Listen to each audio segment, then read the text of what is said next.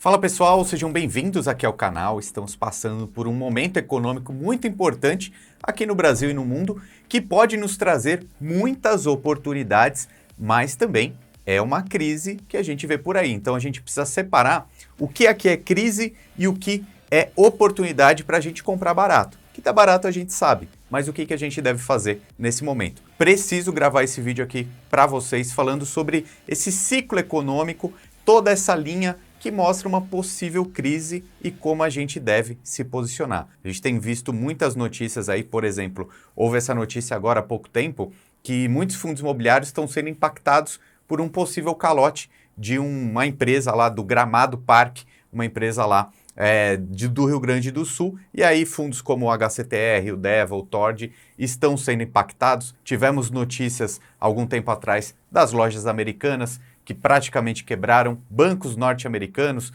como por exemplo o SVB, e teve também o Credit Suisse. Então o que está acontecendo? Por que a gente vê tanta notícia negativa? Por que tem gente perdendo dinheiro? E o que a gente pode fazer agora para investir muito bem, pensando no futuro? Acompanhe esse vídeo aqui que eu tenho certeza que você vai gostar. Bom, galera, são 3 pontos desse ciclo econômico que a gente precisa ficar ligado e por isso que eu faço questão de gravar esse vídeo aqui para você, porque é um alerta importante para os seus investimentos, e hoje e para sempre. Qual é o primeiro ponto aí desse ciclo de mercado que pode resultar numa crise, que é mais ou menos o que a gente está vivendo hoje?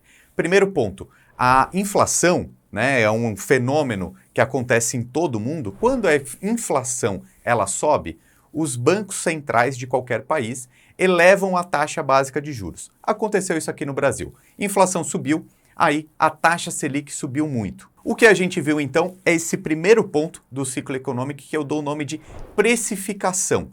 Quando acontece esse movimento aí de taxa Selic subir muito, o que acontece? A precificação dos ativos é impactada. Então a gente vai ver renda fixa pagando muito mais e bolsa de valores caindo, tanto as ações quanto os fundos imobiliários. Então isso já está no preço, isso aí já foi precificado então, e quando tiver uma mudança da taxa Selic, a gente vai ver o preço mudar. Então a bolsa de valores subindo e a renda fixa ficando menos atrativa. Esse é o primeiro ponto então desse ciclo econômico que ocasiona uma crise. Primeiro, é a precificação. Então isso já está no preço para nós, investidores e investidoras. Qual é o segundo ponto? É uma possível quebra, né? Uma quebradeira aí dos bancos e empresas. Foi o que a gente já começou a ver também, né? Lojas americanas, lá nos Estados Unidos o Silicon Valley Bank, Credit Suisse também teve problemas, e agora o Gramado Parque, que daqui a pouco eu vou mostrar para vocês, que impactou negativamente os fundos imobiliários. Por que isso acontece? Porque o dinheiro na praça, né? O dinheiro, ele está mais caro. Né? Porque a taxa Selic subiu muito, o valor do dinheiro no tempo é mais alto. Então, tudo está mais caro, ok? Então, isso prejudica investimentos, né? As próprias empresas, para pensar em investir no seu negócio, vão pensar 2 vezes, porque esse dinheiro está caro.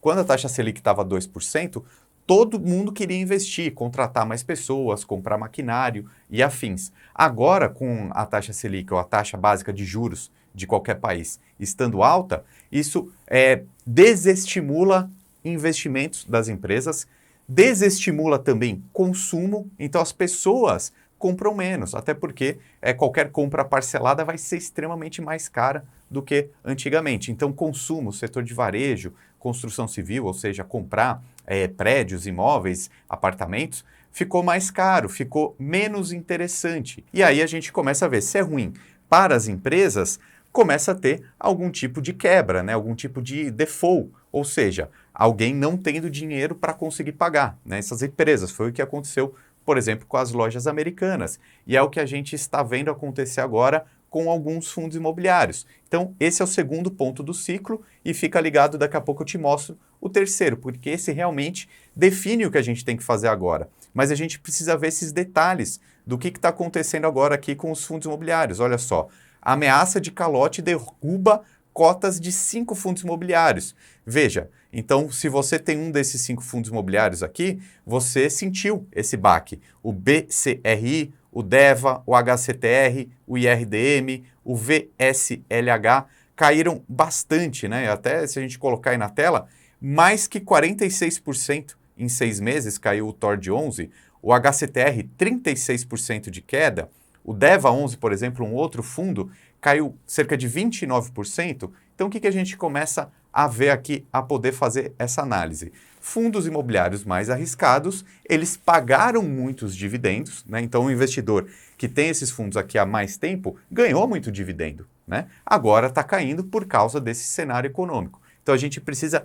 entender naquilo que a gente está investindo. Fundo imobiliário que tem mais risco, é assim que funciona, né? Não é nada inacreditável. Era esperado que em algum momento tivesse algum calote, algum default, por quê? São créditos ali com menos qualidade, né? Então a gente consegue ver, por exemplo, ó, o que ocasionou essa grave crise aí nesses últimos dias. Gramado Parques pediu aí 60 dias para suspender o pagamento. Não é um calote definitivo, mas é um adiamento desse pagamento que mostra que essa empresa aqui, ó, gosto até de colocar essa foto, o Grupo Gramado Parques é uma empresa de turismo que está passando por problema e aí vai ficar um tempo sem pagar. E aí os fundos imobiliários vão ficar sem receber e, consequentemente, não vão distribuir tantos dividendos quanto se esperava. Só que é uma coisa que eu venho falando há muito tempo. A gente passou por um momento aí desde a pandemia, aumento de taxa Selic e tudo mais, que a gente não viu tanta quebradeira no mercado. Mas ia acontecer em algum momento, né? Por exemplo, esses CRIs aqui, é possível que tenha um calote ou outro até nos próximos meses. Aconteceu lá com os bancos norte-americanos, aconteceu com o banco suíço, faz parte desse sistema. Por isso que eu quero explicar esses 3 pontos de uma crise financeira, uma crise de um ciclo econômico. Quando a taxa de juros sobe muito, começa a ter algum tipo de quebradeira, né? Obviamente, a gente vai ver pelo menos mais uns 2 meses, a gente não tem uma certeza ainda de quando a taxa Selic vai cair e vai começar a mudar esse ciclo. É possível que a gente veja algum caos, alguma quebradeira aí também nos próximos meses. A gente não está isento dessa possibilidade. É óbvio que como investidores e investidoras a gente tem algumas coisas que a gente pode fazer, né, para se proteger. Primeira coisa é obviamente a diversificação dos investimentos. Mesmo esses fundos imobiliários aqui que tiveram esse problema agora, é uma pequena parcela de todos os contratos que eles têm que estão sendo impactados. Então tem um pouquinho também de temor do mercado, dos investidores, de querer vender na baixa, né? Eu, particularmente, se eu tivesse esses fundos imobiliários na minha carteira, eu não venderia. Porém, também não compraria. Esse é o ponto mais importante que eu trago aqui nesse vídeo. Não considero que seja um momento para adicionar risco na carteira. Isso daqui é muito importante, tá, pessoal? Por quê?